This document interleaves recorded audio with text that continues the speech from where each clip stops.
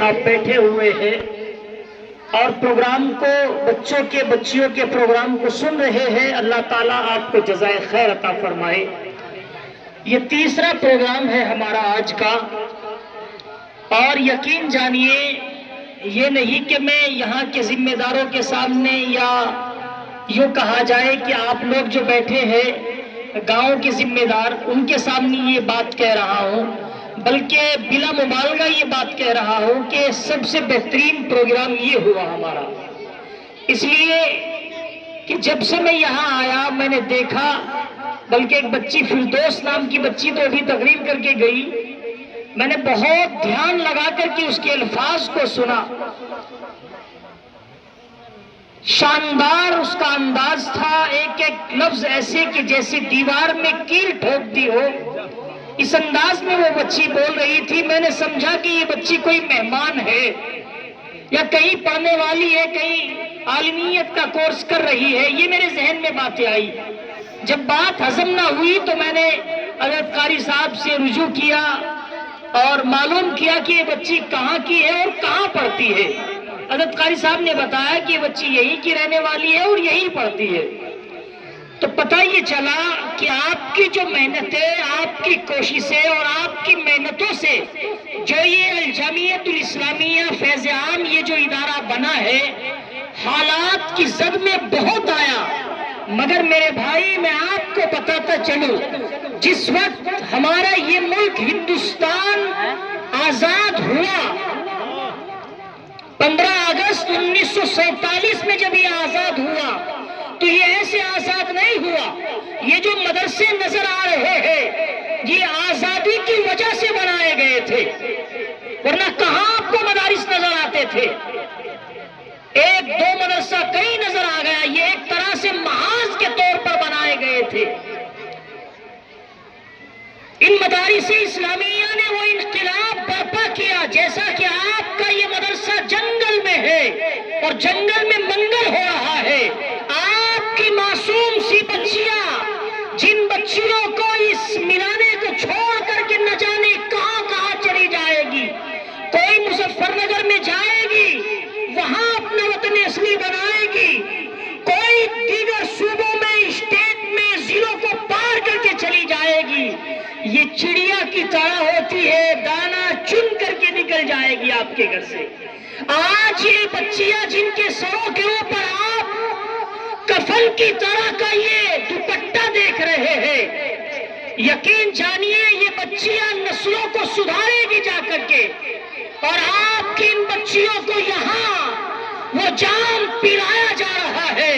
وہ گھونٹ پلایا جا رہا ہے کہ جس جام کو پینے کے بعد اگر انسان مر بھی جاتا ہے، جس جام کو پینے کے بعد اگر انسان شہید بھی ہو جاتا ہے تو یقین جانیے ساری دنیا اسے یاد کرتی ہے۔ کون نہیں جانتا ہے حضرت فاطمہ رضی اللہ تعالی عنہا کی داستان کو، کون نا واقف ہے؟ اس لیے میں اپنے اس میلانہ کے ذمہ دار لوگوں سے کہنا چاہوں گا کہ قاری محمد جاوید صاحب جو میرے دائیں طرف بیٹھے ہوئے ہیں، اپنی عمر کو کھپا دیا ہے اللہ کے قرآن کو پڑھانے میں، اس نوجوان نے اپنی عمر کے ایک حصے کو لگا دیا ہے میلانہ کے اندر، اور ایسے ایسے حافظ قرآن، ایسے ایسے قاری قرآن تیار کیے ہیں کہ جو آج دنیا کی سب سے بڑی یونیورسٹی، دنیا کی سب سے بڑی تعلیم گاہ جسے دارالعلوم دیوبند کے نام سے جانا جاتا ہے، اگر آپ دنیا کے کسی خطے میں چلے جائیں گے، دنیا کے کسی علاقے میں چلے جائیں گے، کسی شہر میں چلے جائیں گے تو یقین جانیے آپ کو پہاڑ، جنگلات اور طرح طرح کے آدیواسی تک مل جائیں گے، انہی کے درمیان میں کہیں نہ کہیں دارالعلوم دیوبند کا فرزند بھی آپ کو نظر آئے گا۔ بتانے کا مقصد یہ ہے کہ میرے بھائی خاص طور سے ہمارے لوگوں میں ایک بات چلی آ رہی ہے کہ جب تک کوئی قابل انسان زندہ رہتا ہے اس کی قدر نہیں کرتے ہیں، اور جب وہ چلا جاتا ہے تو ماتھے میں، پیشانی میں ہاتھ مارتے ہیں کہ ہائے کیا ہو گیا ہے۔ ایک مرد قلندر جس نے ایک بیڑا اٹھایا تھا رب کے قرآن کو پڑھانے کا، آج وہ زیر زمین ہے تب اس کی یاد آتی ہے۔ اس لیے میرے بھائی جیتے جی ہمیں قدر کرنی چاہیے۔ میں سمجھتا ہوں کہ حضرت قاری صاحب کے سامنے پڑھنے والے بچوں کی تعداد اور بچیوں کی تعداد اتنی ہے کہ آج جن بچیوں کو قاری صاحب نے پڑھایا ہے ان بچیوں کے بچے بھی شاید کے جوان ہو چکے ہو۔ تو یہ چھوٹی بات نہیں ہے میرے بھائی، ہم اور آپ کیوں نہ یہ فیض جاری کر دیں؟ نہیں، اللہ تعالیٰ جب چنتا ہے، مہر لگاتا ہے، تب اللہ تعالیٰ کام لیتا ہے، ورنہ سینکڑوں قابل دھکے کھا رہے ہیں، سینکڑوں حافظ قرآن عالم دین ادھر ادھر تجارتوں میں لگے ہیں۔ تو میں بھی اور آپ بھی سب مل کر کے سب سے پہلے دعا کرتے ہیں اللہ تعالیٰ اس مرد قلندر کی حفاظت فرمائے، حاسدین کے حسد سے، فتینوں کے فتنے سے، ظالموں کے ظلم سے اللہ اس کی بھی اور اس ادارے کی بھی حفاظت فرمائے۔ عزیز ساتھیوں، آپ نے جلیانوالہ باغ تو سنا ہی ہوگا، ایک تاریخ کا اہم پہلو ہے۔ جلیانوالہ باغ کی داستان سے میں سمجھتا ہوں کہ یہ نوجوان بھی ناواقف نہیں ہوں گے۔ امرتسر کے وہ خطے میں، وہ علاقے میں جلیانوالہ باغ آتا ہے۔ آپ اگر جائیں گے اور دیکھیں گے وہاں گولیوں کے نشانات آپ کو نظر آئیں گے، وہاں پر آپ کو کنویں نظر آئیں گے، وہاں پر آپ کو درخت نظر آئیں گے، اور آپ کو کیا کیا بتاؤ، آپ کو ساری چیزیں جو 15 اگست 1947 میں دہرائی گئی تھی وہ ساری چیزیں نظر آئے گی کہ ہم یہاں اس ملک میں اقلیت کے ہونے کے باوجود اکثریت سے زیادہ ہم نے قربانی دی ہے۔ ہم انکار نہیں کرتے ہیں کہ ہمارے ہندو بھائیوں نے قربانی نہیں دی ہے۔ اس ملک کو آزاد کرانے میں پنڈت جواہر لال نہرو کا جہاں رول ادا ہے، بہترین کردار ادا کیا ہے، وہیں پر میرے بھائی حضرت مولانا محمود الحسن صاحب بڑی قربانیاں ان کی ہے، اور تاریخ کے اوراق سنہرے اوراق میں نظر آتی ہے یہ باتیں۔ مگر آج اگر نوجوانوں سے پوچھے، اے نوجوان تو یہ بتا کہ 15 اگست ہے کیا، اس دن کیا ہوا تھا، تو صرف اتنا بتا کر کے خاموش ہو جاتے ہیں کہ 15 اگست کو ہمارا ملک آزاد ہوا تھا۔ میرے بھائی یہ ایسے آزاد نہیں ہوا 100 یا 200 سال نہیں بلکہ 360 سال لگ گئے ہیں ہمارے اکابرین کو، ہمارے بزرگوں کو، ہمارے پرخوں کو اس ملک کو آزاد کرانے میں۔ ایسے نہیں ہوا ہے۔ آج ہم گپے شپے تو مار لیتے ہیں بیٹھ کر کے، اگر تاریخ کی کتابوں کو ہم ٹٹولیں گے، کھنگالیں گے تو پتہ چلے گا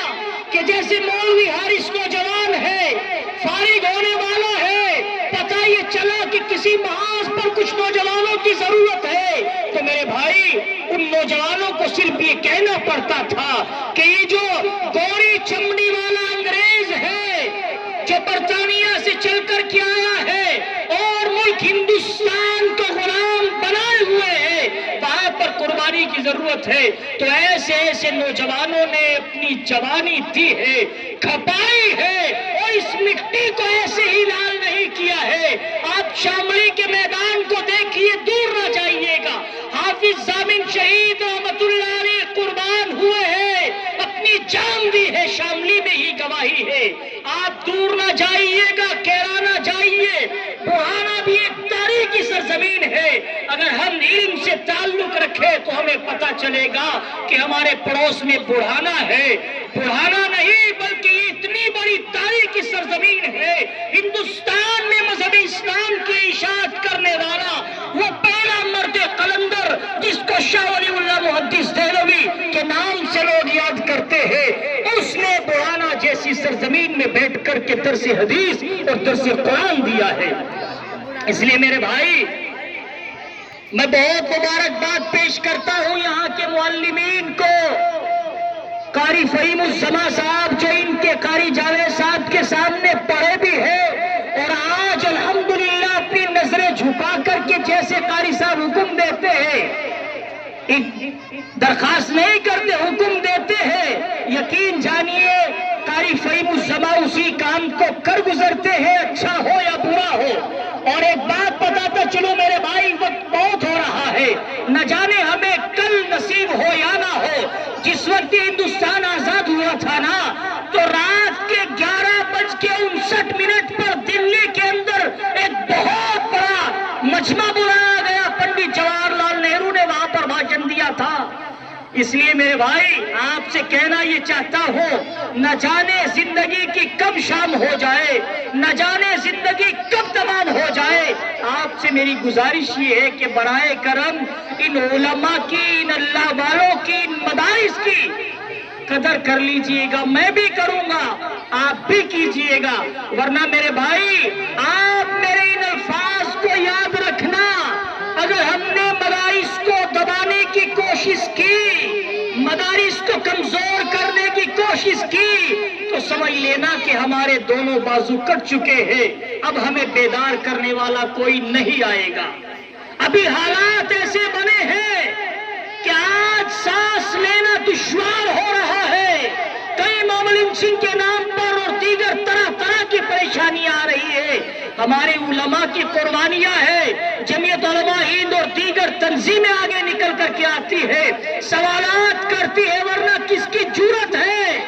کہ جو اس حکومت کے یا دیگر دوسری حکومتوں کے سامنے سوال کر سکے۔ اس لیے میرے بھائیوں، بزرگوں، نوجوان ساتھیوں، میری آپ سے گزارش ہے کہ یہ ادارہ الجامعۃ الاسلامیہ فیض عام، جو یقین جانیے بہت کم اس کی عمر ہے، اتنی کم عمر ہونے کے باوجود بڑی تعداد میں یہاں پر بچے بھی بچیاں بھی پڑھنے کے لیے آتے ہیں، اور بلکہ ہمارے حضرت محتمیم صاحب حضرت مولانا اسماعیل صادق صاحب محتمیم جامعہ فلاح دارین الاسلامیہ بلاسپور، آپ جانتے ہیں بہت معتبر اور مستند ادارہ ہے، وہ ایسے ہی کسی کو تصدیق نہیں دیتے ہیں، وہاں پر بڑے بڑے علماء کے طلبہ آتے ہیں، بچے آتے ہیں پڑھنے، ایسے تصدیق نہیں دیتے، مگر وہ اس ادارے سے، اس مدرسے سے اتنی محبت کرتے ہیں اور اتنے متفق ہیں، یقین جانیے شاید میں وہاں 24 گھنٹے رہتا ہوں، کسی ادارے سے وہ اتنی محبت کرتے ہو۔ اس لیے میری آپ سے گزارش یہ ہے کہ آپ تمام حضرات اس ادارے کا تن من دھن سے تعاون بھی کرے، مل کر کے بھی چلے، جڑ کر کے بھی چلے۔ آپ برا مت مانیے گا، میں آپ کا مہمان ہونے کے ناطے یہ لفظ اور یہ جملہ بھدا سا ہے، مگر پھر بھی میں کہتا چلوں، آج ہماری سب سے پہلے اپنے آپ کو ٹارگیٹ بنا کر کے کہہ رہا ہوں، کام وام تو ہمیں کرنا نہیں ہے، سب سے پہلے کام ٹانگ کھچائی کا ہوتا ہے ہمارے یہاں۔ اس لیے برائے کرم اگر کوئی کام کر رہا ہے اور آپ اس کا تعاون بھی نہیں کر سکتے، سیاسی معاملات ہیں آپ کے، آپ اس کے کندھے سے کندھا ملا کر کے نہیں چل سکتے، تو خدا کے واسطے ایمان کا سب سے کم درجہ یہ ہے، اگر کوئی برا سمجھ رہا ہے تو دل میں کر رہا ہے تو دل میں برا سمجھے، اور اگر اچھا کر رہا ہے اور آپ زبان سے بھی نہیں کہہ سکتے، آپ کی کوئی مجبوریاں ہوگی، تو یہ دل اللہ نے جو دیا ہے، اللہ تعالیٰ ہر حال سے واقف ہے، اس میں آپ سمجھے کہ نہیں حضرت قاری صاحب ایک اچھا کام کر رہے ہیں، دین کی خدمت ہو رہی ہے، مجھ سے جتنا بھی بنے گا میں دوں گا، ورنہ بھائی یہ قبرستان برابر میں ہے، آپ کے دادا، آپ کے ابا،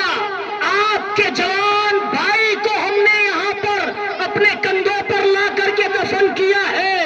اگر کوئی کسی کے قبر میں گیا ہو تو بتاؤ، نہیں کوئی نہیں جاتا اور نہ ہی قیامت تک جائے گا، قیامت آ جائے گی، کسی کو کسی کے کیے کا نہیں حساب دینا ہوگا، ہمیں اگر ہم نے غلط کیا ہے تو ہمیں حساب دینا ہوگا، کسی دوسرے چودھری صاحب، پردھان جی اور اسی طرح سے انجینئر صاحب، ڈاکٹر صاحب، کسی کو حساب نہیں دینا ہے، اس لیے اللہ کی طرف نظر رکھیے گا، اور اگر ادارے میں کام ہو رہا ہے، مدرسے میں کام ہو رہا ہے، تعلیم ہو رہی ہے، آپ کی بچیاں اور آپ کے بچے بہترین پڑھ رہے ہیں، تو آپ کا فرض یہ بنتا ہے آپ یہ کہے اور فخر کے ساتھ میں کہے کہ ہاں ہمارے گاؤں میں دو یہ مدرسے الحمدللہ بڑے اچھے اعتبار سے چل رہے ہیں، بلکہ میں آپ کو بتاتا چلوں کہ اس مدرسے کی معاونت کرنے والے نوجوان عالم دین شاید کے 3-4 آپ کے گاؤں میں ہوں گے جو دارالعلوم دیوبند سے فاضل ہے۔ दारुल से फारिग होने वाले उलमा की तादाद मैं समझता हूँ अगर उंगली पर गिनी जाए तो 3 से 4 होंगे। तो इसलिए मेरे भाई मौलवी मोहम्मद हारिस दारुल देवबंद के फाजिल अनकरीब इनके सर के ऊपर अकाबरीन दस्तार सजाएंगे, इजाजत इनको मिलेगी आलमियत से। ये इस मदरसे की आबियारी व आबपाशी अंदाज में कर रहे हैं। जब दारुल देवबंद हमारा जाना होता है, मौलवी हारिस से मुलाकात होती है, तो उस वक्त भी कारी साहब का तज़किरा, मदरसे का जिक्र, यहाँ की फिक्र वहाँ की फिक्र लगी रहती है। मेरी आपसे गुजारिश ये है कि जैसे ये बच्चा आपके गांव का है, आपके इसी खित्ते का रहने वाला है, इतनी फिक्र अपने गांव के मदरसे की इसको है, तो आपसे भी मेरी गुजारिश ये है कि आप भी ऐसी ही कुरन पैदा कीजिएगा, ऐसी ही लगन पैदा कीजिएगा। वरना मेरे भाई, जिस माँ ने मुझे पेट में रखा या आपको पेट में रखा, क्या उसके एहसान को हम भुला देंगे? अगर भुलाएंगे तो रब की अदालत में पकड़ होगी। आज वो माँ चली गई, जब तुम्हारे यहाँ इंतकाल हो जाता है, कौन आता है कौन जाता है, क्या दुआ के लिए पढ़ते हैं, कोई पता नहीं है। यहाँ इदारों में आकर के सिखाया जाता है, पढ़ाया जाता है मेरे भाई। इसलिए गुजारिश ये है कि बराए करम इन इदारों की कदर कीजिएगा और अपने अंदर नॉलेज, तालीमात, तारीख को याद रखिएगा, पैदा कीजिएगा ये मादा कि कौन से दिन क्या हुआ है, किसने किया है, किसकी कुर्बानियां है। वरना मेरे भाई, अगर हमने तारीख को भुला दिया तो तारीख हमें कभी याद नहीं रखेगी, हमें भी दफन होना पड़ेगा। कभी पंजाब को